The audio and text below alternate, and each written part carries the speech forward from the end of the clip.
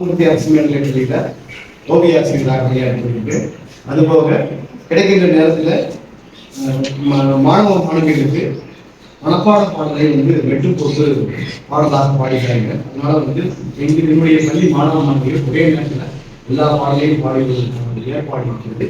இப்போது பெரிய புராணத்தில் ஒரு பாடல் நான் பாடுறேன், கேளுங்க.